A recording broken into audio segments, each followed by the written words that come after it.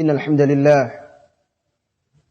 نحمده ونستعينه ونستغفره ونعوذ بالله من شرور أنفسنا وسيئات أعمالنا من يهده الله فلا مضل له ومن يضلل فلا هادي له أشهد أن لا إله إلا الله وحده لا شريك له وأشهد أن محمدا عبده ورسوله صلى الله عليه وعلى آله وأصحابه ومن سار على نهجه وتمسك بسنته إلى يوم الدين وسلم تسليما كثيرا أما بعد. Kaum muslimin yang semoga senantiasa dirahmati dan diberkahi oleh Allah Tabaraka wa Ta'ala. Alhamdulillah, Maha Suci Allah yang mengembalikan kepada kita kehidupan, bahkan yang menghidupkan hati kita dengan hidayahnya. Kalaulah bukan karena Allah Tabaraka wa Ta'ala semata, kita tidak akan sujud, salat kepadanya. Mudah-mudahan Allah Tabaraka wa Ta'ala meneguhkan kita di atas agamanya. Mudah-mudahan Allah Tabaraka wa Ta'ala menerangi kehidupan kita dengan cahayanya di depan, di belakang, di kanan, di kiri, di atas, di bawah, di hati kita, dan juga menerangi kita kelak di yaumil qiyamah. Salawat dan salam untuk Nabi kita Muhammad sallallahu alaihi wasallam. Kaum muslimin yang semoga senantiasa dirahmati dan diberkahi oleh Allah Tabaraka wa Ta'ala, yang mudah-mudahan memberi kita semangat untuk bisa memberikan manfaat kepada saudara-saudari kita yang lain, mengajak mereka kepada kebaikan, membimbing, mengarahkan kepada jalan yang lurus. Dari sahabat Anas bin Malik radhiyallahu anhu, ia bercerita, qala Rasulullah sallallahu alaihi wasallam, inna minan nasi nasan mafatihun lil khairi maghaliqun lisyarr, wa inna minan nasi nasan mafatihun lisyarri maghaliqun lil khairi, fatuba liman ja'ala Allahu mafatihal khairi ala yadayhi wa wailun liman ja'ala Allahu mafatihasy syarri ala yadayhi. Saudara-saudari kaum muslimin dan muslimat yang semoga senantiasa dirahmati dan diberkahi oleh Allah Tabaraka wa Ta'ala. Hadis yang mulia ini diriwayatkan oleh Imam Ibnu Majah dan dinyatakan hasan oleh Syekh Al-Albani rahimahullahu taala dalam silsilahnya As-Silsilatul Ahadits As-Sahihah. Dan Syekh Fadilatul Syekh Abdul Razak bin Abdul Muhsin Al-Badr hafizahullahu taala mensyarah hadis ini di dalam salah satu buku beliau. Saudara-saudari kaum muslimin dan muslimat yang semoga senantiasa dirahmati dan diberkahi oleh Allah Tabaraka wa Ta'ala. Amal soleh, perbuatan baik, merupakan hasil dari akidah yang kokoh lagi bersih. Seorang mukmin, wahai saudaraku, senantiasa takut dan taat kepada Allah Tabaraka wa Ta'ala. Berusaha melawan hawa nafsunya dan godaan-godaan syaitan. Ia akan selalu lebih mengedepankan akhirat yang kekal dibandingkan dunia yang fana ini, sekalipun sangat menggoda dan menggiurkan. Ini dalam muamalahnya kepada Allah Tabaraka wa Ta'ala. dalam muamalahnya kepada Allah Tabaraka wa Ta'ala, dia senantiasa taat dan takut kepada Allah. Dia senantiasa mengedepankan mahabbatullah atas semua makhluk. Dia senantiasa lebih mengedepankan akhirat al-baqiyah yang kekal dibandingkan dunia al-faniyah yang fana. Adapun muamalah dia, hubungan interaksi dia dengan manusia, maka dia adalah kunci bagi kebaikan. Petunjuk atau seperti pelita dalam kegelapan bagi orang. Dan dia juga lah yang menjadi kunci untuk menutup celah-celah pintu-pintu keburukan bagi manusia. Menjadi sebab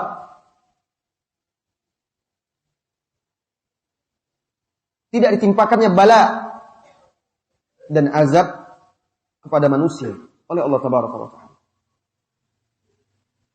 Agama kita, wahai saudara-saudariku, ketika ia membebankan kepada kita sebuah amalan, amal saleh,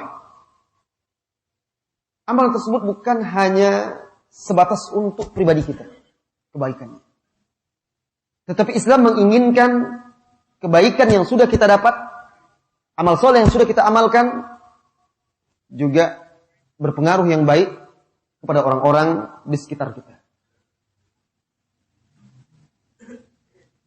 Seperti yang disebutkan di dalam hadis ini, Rasulullah sallallahu alaihi wasallam bersabda, "Inna minan nasi unasan." Sesungguhnya di antara manusia itu ada beberapa orang. Bukan semuanya, ada orang-orang tertentu. Allah jadikan dia kunci-kunci untuk kebaikan, membuka pintu kebaikan. Dan kunci-kunci yang menutup pintu keburukan. Di dalam hadis lain Rasulullah sallallahu alaihi wasallam bersabda, "Innallahi khazainul khairi wasyarr." Di sisi Allah lah pundi-pundi kebaikan dan keburukan.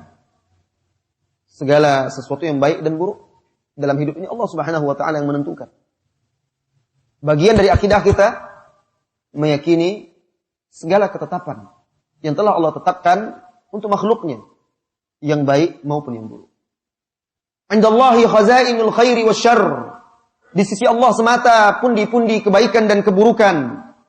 Mafatihuha ar-rijal. Sedangkan kunci-kuncinya adalah manusia. Tentu yang dipilih oleh Allah Tabaraka wa Ta'ala. Fatuba liman ja'alahu Allahu miftahan lil khairi mighlaqan lisyarr. Beruntunglah orang yang telah Allah tunjuki, Allah jadikan kunci bagi kebaikan, penutup bagi keburukan. Wa wailul liman ja'alallahu miftahan lisyarr mighlaqan lil khairi. Celaka bagi orang yang Allah jadikan kunci pembuka keburukan dan penutup bagi kebaikan. Al-khair, kebaikan yang dimaksud di dalam hadis ini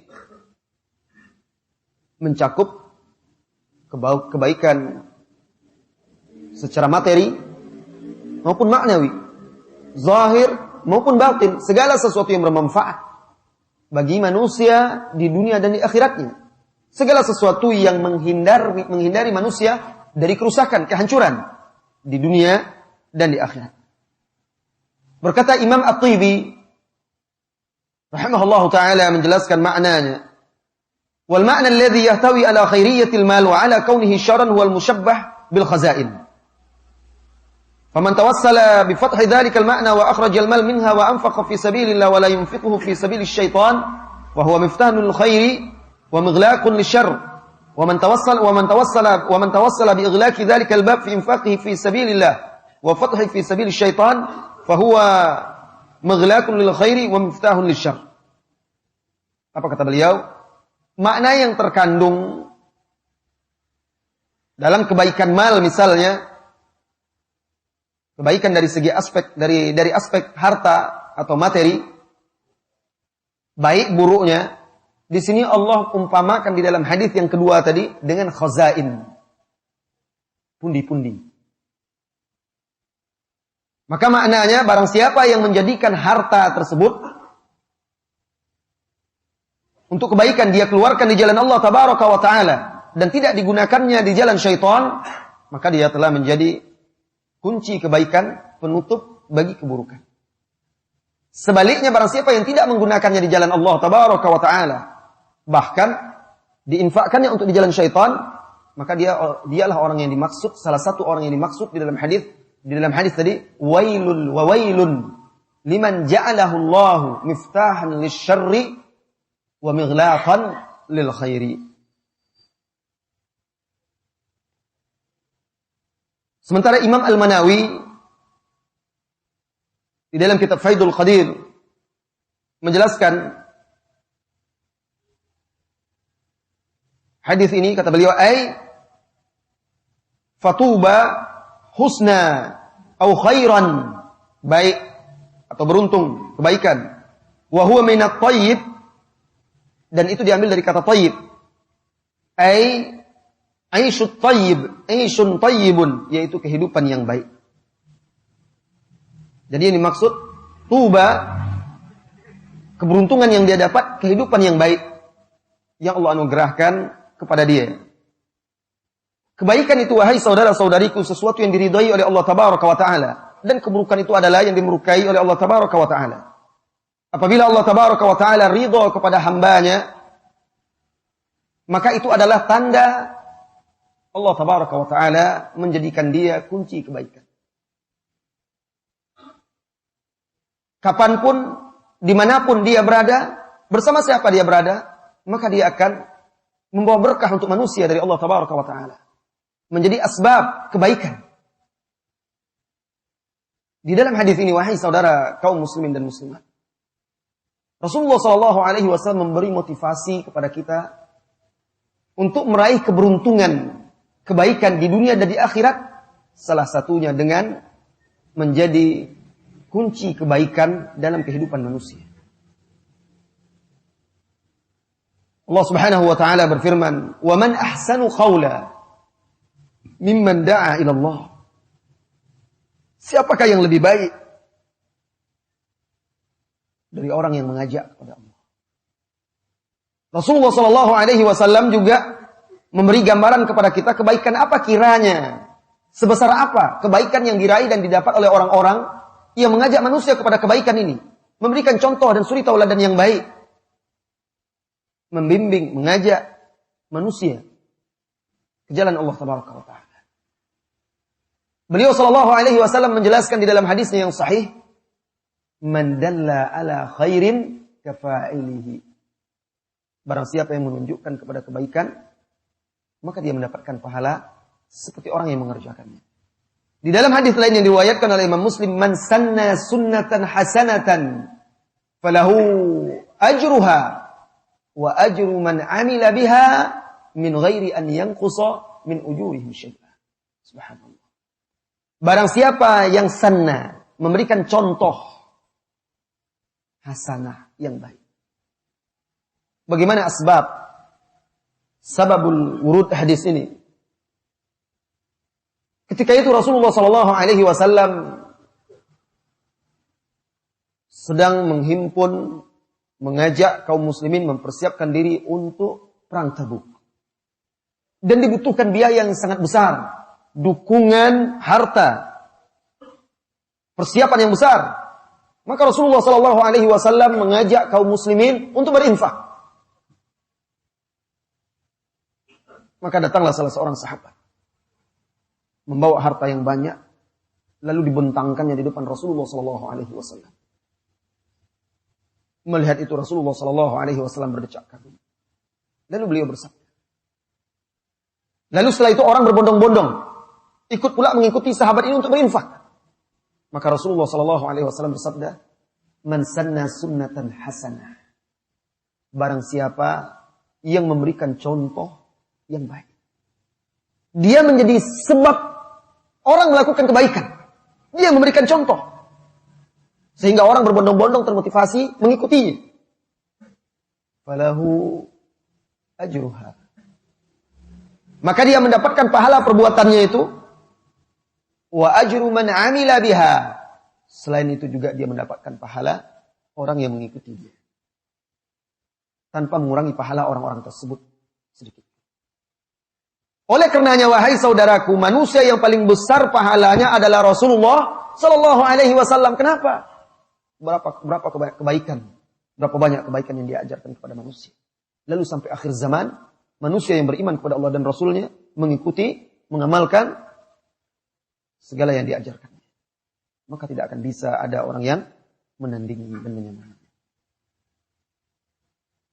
Sebaliknya, barang siapa yang menjadi kunci keburukan bagi manusia, dia yang mencontohkannya, dia yang mengajaknya, dia yang mengajarkannya, dia berdosa dan mendapatkan pula dosa orang yang mengikutinya. Wa man sanna sunnatan sayyi'atan falahu wizruha wa wizru man amila biha min ghairi an yanqus min auzarihim syai'a.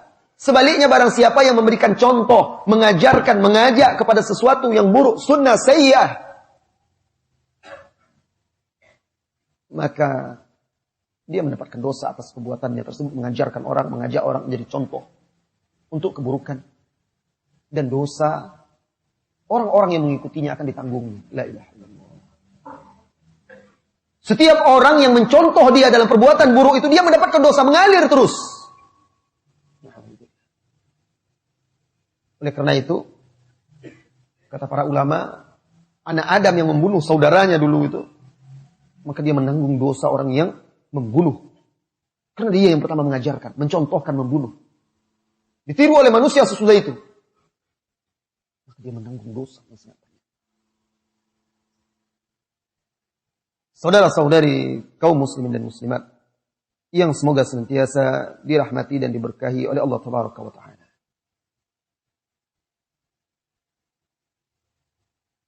Pelajaran yang lain selain hadis ini memotivasi kita untuk senantiasa bersemangat menjadi contoh dan suri tauladan yang baik, mengajak manusia kepada kebaikan.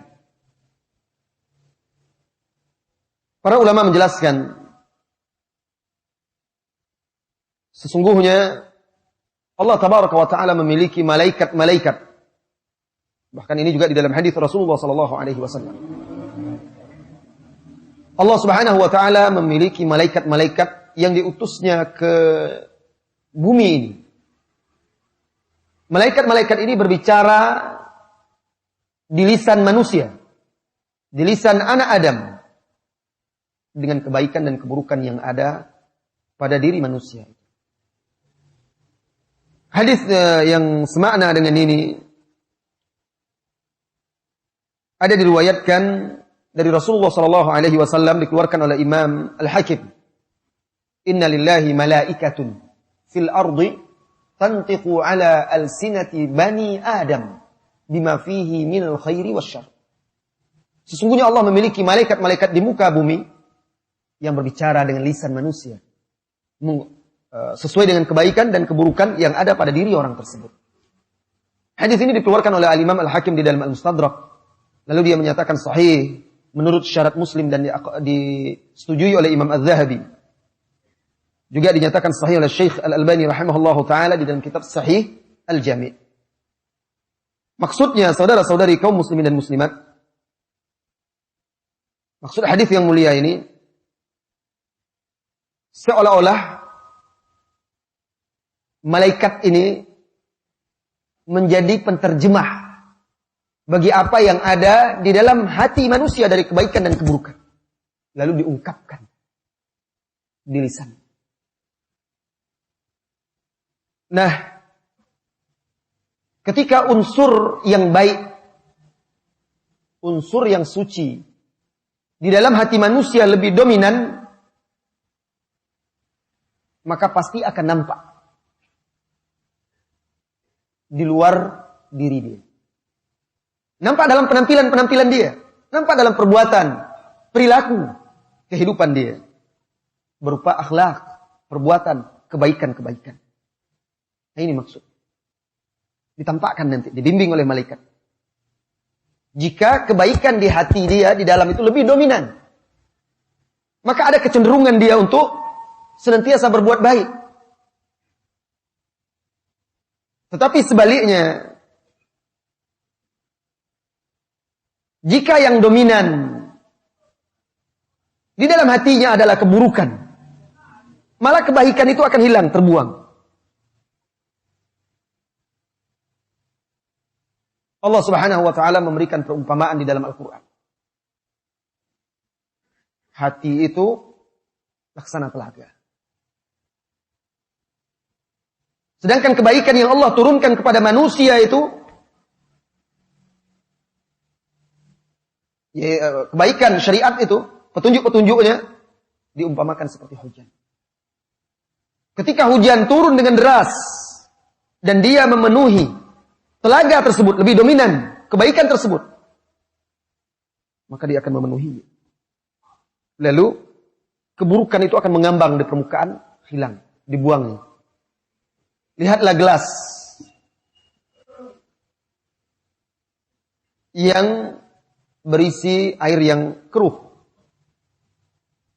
Ketika diisi dengan air yang bersih sampai penuh dan berlimpah, akhirnya air yang kotor keruh tersebut akan tumpah keluar, tertinggallah yang bersih. Nah, demikian juga apabila kebaikan itu semakin banyak dan dominan di dalam hati manusia, keburukan itu akan hilang, terbuang, dihanyutkan.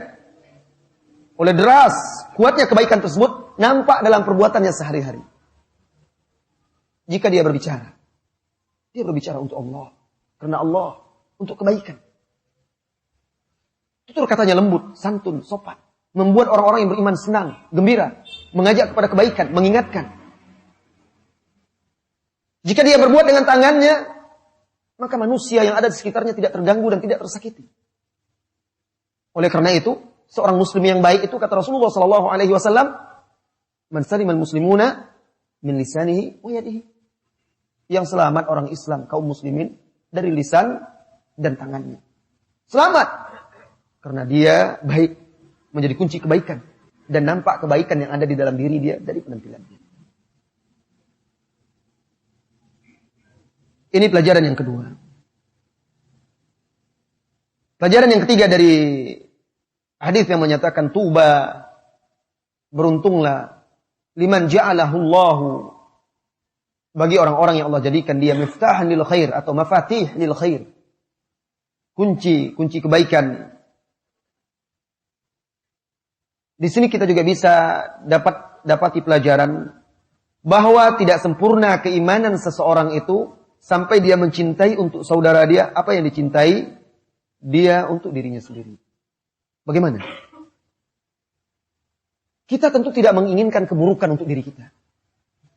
Kita pasti menginginkan yang terbaik untuk diri kita. Berusaha menghindari, menjauhkan diri kita dari keburukan dan mara bahaya. Nah, bagian dari faedah hadis ini, seorang mukmin yang sempurna keimanannya, sebagaimana dia menginginkan dirinya terhindar dari keburukan, mendapatkan yang terbaik, kebaikan, begitu juga dia ingin atau yang dia inginkan terhadap saudaranya. Kunci kebaikan. Maka dia berusaha agar saudaranya itu seperti dia. Apa? Menjadi baik. Mendapatkan kebaikan. Dunia dan akhirat. Apa kata Rasulullah SAW di dalam hadis yang sahih? La yu'minu ahadukum hatta yuhibba li akhihi ma yuhibbu li nafsihi. Tidak sempurna keimanan salah seorang kalian sehingga dia mencintai untuk saudaranya apa yang dia cintai untuk dirinya sendiri. Apa yang paling Anda cintai wahai saudara? Apa yang paling kita cintai? Kita ingin diri kita menjadi kaya. Kita ingin diri kita menjadi terkenal. Kita ingin menjadi diri kita mendapatkan kenikmatan-kenikmatan duniawi. Bukan itu. Bukan itu saja. Tetapi yang paling diinginkan oleh seorang manusia itu sebenarnya, dia ingin bahagia di dunia dan di akhirat. Dia ingin selamat di akhirat. Seorang mukmin pasti ingin selamat di akhirat. Dan itu juga yang dia inginkan untuk saudaranya. Maka dia berusaha memberikan kebaikan itu kepada saudaranya. Saudara-saudari kaum muslimin dan muslimat yang semoga senantiasa dirahmati dan diberkahi oleh Allah Tabaraka wa Ta'ala. Pelajaran yang lain, kesimpulan dan faedah, manfaat yang lain dari hadis yang mulia yang kita baca tentang kunci kebaikan tadi, kunci kebaikan dan keburukan tadi. Anjuran, motivasi dan dorongan kepada kita untuk menutup segala pintu dan celah keburukan selagi kita bisa. Karena keberuntungan di sini bukan hanya sekedar menjadi kunci kebaikan, tetapi juga maghaliqun lisyarr atau mighlaqun lisyarr, penutup dari keburukan. Kadang-kadang orang tidak menyadari perbuatan dia itulah yang menyebabkan keburukan. Orang tua misalnya, karena saking memanjakan dan sayang kepada anaknya, dibebaskannya menggunakan handphone. Anaknya masih kecil. Akhirnya, tanpa disadarinya, dia telah membuka pintu keburukan. Masalah sepele, tapi dampaknya sangat besar. Anaknya dibebaskan berselancar di samudra dunia maya. Kadang-kadang orang tidak sadar, sekolah sekarang pun aneh-aneh. Kadang anak-anak kecil ditugaskan, cari tugas di internet. Anak-anak mana tahu dia. Nah, ada salah seorang ikhwan bercerita. Dapat tugas anaknya dari sekolah. Anaknya masih kecil, dapat tugas. Suruh cari tentang makalah atau tulisan-tulisan informasi tentang mandi junub. Anak yang tidak tahu, ditulisnya saja di Google itu nanti kan, tentang junub. Keluar semuanya, termasuk gambar-gambarnya. Kadang guru itu tidak menyadari. Akhirnya dia malah menjadi pembuka untuk keburukan yang sangat besar. Banyak seperti itu sekolah-sekolah guru-guru tanpa sadar. Cari di mana? Di internet cari. Di internet tanpa ada bimbingan dan arahan. Bayangkan keburukan yang akan terjadi pada anak itu nanti. Nah, orang tidak menyadari, tidak memikir itu. Kalau dia paham hadis ini, dia akan berusaha menutup pintu keburukan itu sekecil-kecilnya. Orang tua tanpa sadar, misalnya, keluarganya bebas nonton TV, apa saja siaran, dia cuek saja, tidak peduli. Sadar atau tidak sadar, sengaja atau tidak sengaja, dia sudah bukakan pintu keburukan di rumahnya. Bebas nonton apa saja. TV sekarang itu la ilaha illallah. Perempuan itu semakin bagaimana bisa seminim mungkin benang yang ada di pakaiannya itu. Nah, keluarganya, anak-anaknya. Maka sekarang jangan heran kalau banyak rumah tangga merasa hambar antara suami istri itu. Hambar kenapa? Karena di TV itu sudah puas dia menengok yang lebih lagi dari pasangannya. Sehingga hasrat dia bergejolak, dia inginkan yang seperti di TV itu. Tidak dia dapatkan pada pasangannya.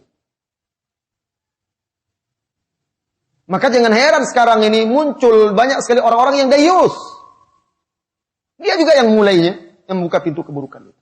Seorang mukmin dia berusaha tutup segala pintu keburukan itu. Dia tidak rela untuk menjadi orang yang mengajarkan sunnah sayyi'ah. Dia mulai dari keluarga dia, diri dia. Bagaimana dia di keluarganya, di rumah tangganya. Apakah dia menjadi kunci kebaikan? Apakah dia sudah menutup celah-celah pintu-pintu keburukan? Kadang orang tak sadar. Dia beli misalnya sebuah koran. Koran ini kan macam-macam, bukan hanya sekedar informasi. Ada tipe-tipe jenis koran itu yang memang dibuatnya untuk hanya informasi kejahatan dan maksiat saja. Ada. Bahkan headline-nya itu tulisan besar-besar tentang maksiat saja. Tentang maksiat yang paling besar itu, yang vulgar-vulgar itu yang dibuatnya di depan itu. Sengaja dia untuk menggoda orang. Barangkali orang ini ingin mencari sesuatu informasi di situ. Sebenarnya tidak terlalu penting. Dibelinya, sudah dibelinya, diletakkannya begitu saja, taruh begitu saja. Orang lain yang akan membaca menikmatinya. Lihat. Wah, dapat dia informasi-informasi yang tidak baik. Tanpa dia sadari dia sudah menjadi membukakan pintu keburukan untuk orang. Nah, perhatikan. Kadang kita tidak sadar. Informasi yang kita cari di situ tidak seberapa. Tidak pula penting dalam kehidupan kita. Tetapi bahaya, akibat dampak buruknya yang ditimbulkan setelah itu, orang-orang yang membacanya setelah itu, akan lebih besar. Saudara-saudari kaum muslimin dan muslimat, yang semoga senantiasa dirahmati dan diberkahi oleh Allah Tabaraka wa Ta'ala. Jika Anda ingin menjadi kunci kebaikan, kenali apa itu kebaikan. Apa saja pintu-pintu kebaikan tersebut. Apa cabang-cabangnya. Sehingga Anda bisa menjadi kunci kebaikan. Jika Anda ingin menjauhkan diri Anda dari kunci-kunci keburukan, ingin menjadi penutup pintu-pintu keburukan, maka juga kenali apa itu keburukan. Kenali untuk menjauhi dan menghindarinya. Sebagaimana yang dikatakan oleh salah seorang sahabat, "Araftu syarr la li syarr." Aku mengenali, mengetahui keburukan itu bukan untuk keburukan, tetapi untuk menjaga diriku darinya. Bahkan apabila tumbuh generasi yang tidak tahu keburukan, bukan berarti mencoba mencicipinya, bukan. Tidak mengenali apa itu yang buruk, maka dia akan terjerumus. Dia harus tahu, ini buruk, ini tidak baik, ini berbahaya. Dia harus tahu, agar dia bisa menghindarinya. Maka segala kebaikan itu ada di dalam kitabullah, di dalam sunnah Rasulullah SAW. Segala kebaikan itu kunci-kuncinya ada dalam qala Allah, qala Rasul. Dan segala keburukan adalah yang menyimpang, menyelisihi keduanya. Mudah-mudahan materi yang singkat ini bisa memberikan semangat kita untuk menjadi kunci kebaikan, suri tauladan bagi yang baik dalam kehidupan kita ini, di tengah keluarga kita, di tengah masyarakat kita. Dan juga mudah-mudahan kita menjadi yang terdepan untuk menutup pintu-pintu keburukan tersebut. Baik saudara-saudari kaum muslimin dan muslimat, silahkan bagi yang ingin bertanya tulis dan ajukan ke depan. Ketika seorang menjadi pembuka pintu keburukan sehingga banyak orang mengikutinya, apakah ketika dia bertobat dia tetap menanggung dosa orang yang melakukan apa yang dicontohkan tersebut? Atau sebaliknya bagi orang yang menjadi contoh dalam kebaikan, tapi kemudian berpaling dari kebaikan yang dicontohkan? Saudaraku, ketika seseorang bertobat dari keburukan yang pernah diajarkannya kepada orang, maka yang pertama harus kita pahami, barang siapa yang bertobat, maka dia seperti tidak berdosa. Hanya saja perlu diingat, setelah dia bertobat, hendaklah dia berjuang dan berusaha untuk menggantikan keburukan yang pernah dia contohkan, diajarkan kepada orang lain dengan apa? Dengan memberantas keburukan itu. Jadi tidak cukup hanya astagfirullah, tobat, saya tidak melakukan lagi, berubah, tidak. Dulu dia berjuang, tidak ada celah, tidak ada pintu, tidak ada jalan keburukan, melainkan dia tempuh dan dia ajarkan. Sekarang dia sudah baik. Maka berjuanglah. Tidak satu pun pintu, celah, jalan untuk memberantas keburukan itu, melainkan dia tempuh. Seperti para sahabat dahulu, salafus saleh, radhiyallahu anhum ajma'in. Setelah mereka masuk Islam, apakah cukup masuk Islam saja? Padahal dahulu mereka mengajarkan sunnah sayyi'ah kepada orang-orang musyrikin, bahkan sampai memimpin perang dan segala macam terhadap Islam. Maka setelah masuk Islam, dia berubah menjadi kunci kebaikan dan berusaha memerangi keburukan-keburukan tersebut. Maka dengan itu insya Allah Allah akan hapuskan, Allah akan gantikan keburukan-keburukannya itu dengan kebaikan-kebaikan. Sebaliknya, barang siapa yang mengajarkan kebaikan lalu dia tergelincir melakukan dosa, meninggalkan kebaikan tersebut, apakah kebaikannya yang dilakukan oleh orang itu hilang? Zahirnya hadis tersebut tidak. Kenapa? Karena tidak ada manusia yang sempurna. Manusia pasti bisa tergelincir. Barangkali seseorang mengajarkan kebaikan kepada orang lain, lalu dia tergelincir, lalai dan lengah dalam masalah itu. Apakah lenyap semua pahalanya? Tidak. Karena di sini ada dua pahala yang disebutkan oleh Rasulullah SAW. Pertama, pahala mengajarkan yang baik. Itu lain. Kedua, pahala orang yang mengikuti kebaikan tersebut. Maka yang hilang pahala yang pertama saja. Tapi yang kedua, orang mengikuti itu dia tetap dapat. Karena kalau kita katakan hilang, maka tidak ada orang yang bisa 100% istiqomah.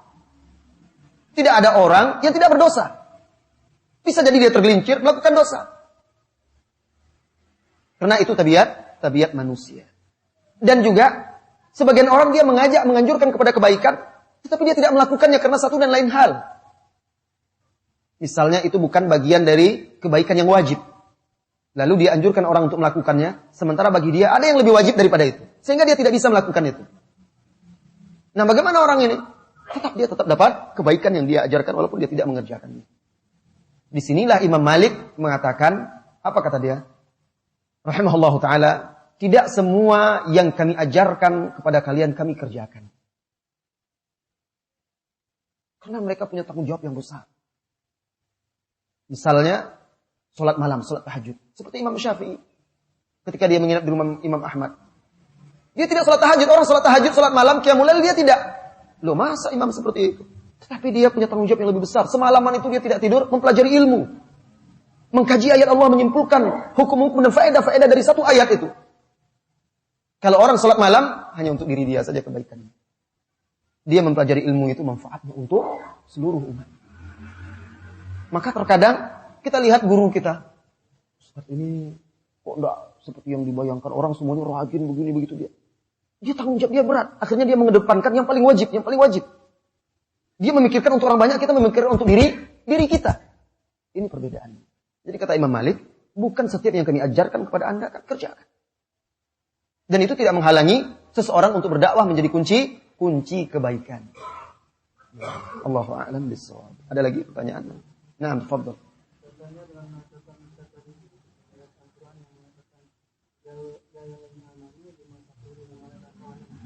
Ya ayyuhalladzina amanu lima taqulu ma la taf'alun, kaitan dengan yang Ustaz ucapkan tadi, wahai orang-orang yang beriman, kenapa engkau mengucapkan apa yang tidak engkau kerjakan? Kaitannya itu dengan perkara-perkara yang wajib atau yang haram.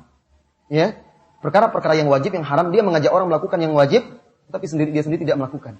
Dia melarang orang dari perkara-perkara yang haram, tetapi dia sendiri tidak melakukannya. Adapun perkara-perkara yang mandubah, yang mustahabbah, setiap orang itu memiliki prioritas-prioritas dalam amalannya. Dan tidak mungkin semua orang itu bisa mengamalkan semuanya. Contoh, para ulama kita. Ketika Imam Malik ditanya, kenapa dia tidak pergi berjihad? Padahal dia menganjurkan orang berjihad. Ada orang mengatakan sebagian ulama-ulama di zaman dia melakukan murabatah. Di perbatasan-perbatasan, kaum muslimin melakukan ribat. Menghadapi orang-orang kafir. Imam Malik ditanya, kenapa dia tidak pergi berjihad? Lalu beliau mengatakan, Allah Subhanahu wa taala membukakan pintu kebaikan yang berbeda-beda untuk setiap orang. Dan Allah bukakan pintu kebaikan sedi ilmu di sini. Padahal di kitab dia ada bab jihad, dibawakannya hadis-hadisnya. Nah, jadi ada kewajiban-kewajiban yang lebih diprioritaskan. Bukan berarti dia tidak mau beramal, tetapi tidak mungkin manusia itu menghimpun semua kebaikan itu untuk diri dia. Maka mana dia yang lebih bisa? Ada orang yang dominan kebaikan pada dia dalam berinfak. Dia akan kurang dalam hal lain. Ada orang lebih dominan kebaikan kepada dia dalam berpuasa. Kurang pula dalam yang lain. Ada orang rajin membaca Al-Quran. Dominan dia cenderung. Dalam hal lain dia kurang pula. Ada yang dominan dalam hal ini. Ada yang dominan dalam hal ini. Tetapi yang semuanya dia lakukan bisa semuanya. Itu sangat jarang. Terkumpul pada diri seseorang. Jadi celaan tersebut itu terhadap perkara-perkara yang wajib atau yang haram. Namun tetap kita tegaskan, ini bukan alasan untuk orang akhirnya malas-malasan. Tetap yang terbaik, yang afdol itu selagi dia bisa, apa yang diajarkan, diamalkannya. Kecuali ada hal-hal yang menjadi uzur bagi dia untuk tidak mengerjakannya, dan itu bukan perkara yang wajib atau yang haram. Allahu a'lam bissawab. Silakan kalau ada pertanyaan yang lain. Sampai jam berapa? Hah? Sebentar lagi insyaallah, sudah tenang. Silakan kalau ada yang bertanya.